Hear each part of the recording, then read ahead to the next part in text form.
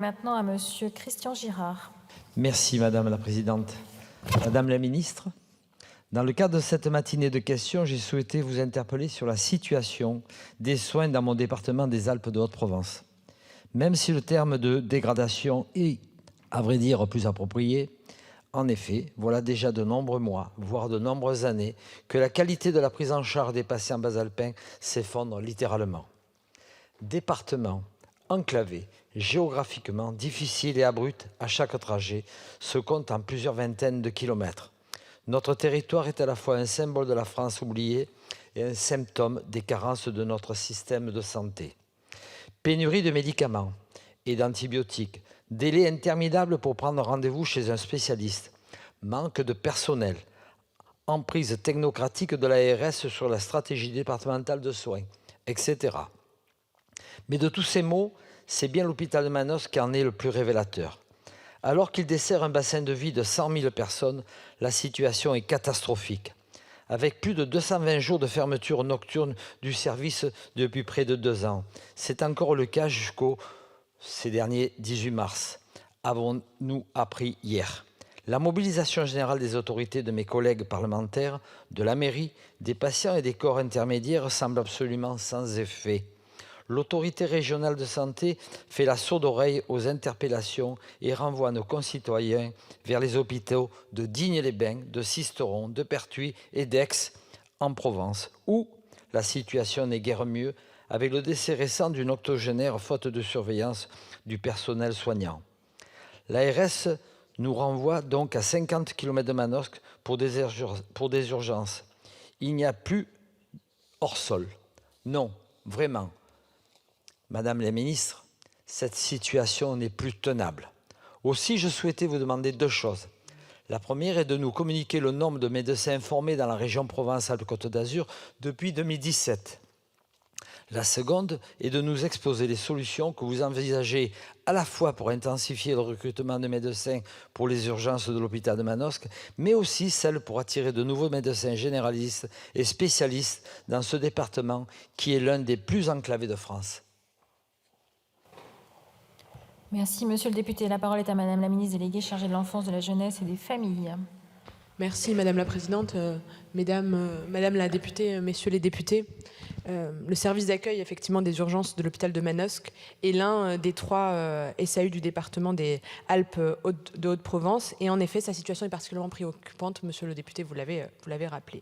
La réponse que je vous apporte est évidemment la réponse du ministre de la Santé où il me demande de vous faire savoir qu'effectivement cet hôpital a connu juste en 2023 plus de 266 nuits et 32 jours de fermeture que vous avez rappelé, principalement en raison d'un problème d'effectifs de médecins urgentistes, avec seulement 9 médecins, alors que l'objectif nécessaire est de 16. Cette situation a conduit à une réduction significative de l'activité du SAU, entraînant de fait un report de la charge sur les autres établissements voisins qui sont confrontés à des difficultés en réalité similaires. Le problème est connu et l'ARS apporte donc son soutien conséquent à cet établissement, tant sur le plan financier, avec 3 millions d'euros d'aide à la trésorerie sur les 2 dernières années, notamment, ainsi que du point de vue plus opérationnel, avec par exemple, ça m'a été signifié, le renforcement organisationnel grâce aux moyens du SAMU 04 et un appui sur la politique RH de l'établissement. Le directeur général de l'ARS a également été vraiment aux côtés de l'hôpital pour également signifier évidemment son soutien, mais surtout l'importance du suivi. En réalité, l'accès contraint aux soins de premier recours, en raison de la géographie et de la démographie médicale, concerne tous les départements. Mais des efforts significatifs ont été mis en œuvre, notamment pour le soutien au déploiement des maisons de santé pluridisciplinaires, qui sont passées à 4 en 2018 et à 16 en 2024. Le financement de bourses pour les internes et l'augmentation de places de stage pour en faire venir un maximum sur le territoire, ou encore l'augmentation du nombre de médecins formés dans la région de l'ordre de 20%, puisque vous demandiez le chiffre, monsieur le député, d'ici 2027.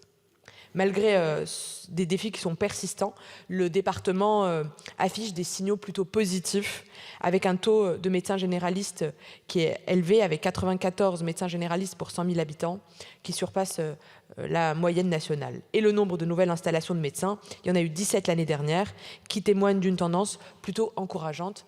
Monsieur le député, évidemment, l'alerte que vous posez est essentielle et préoccupante, comme j'ai commencé les propos.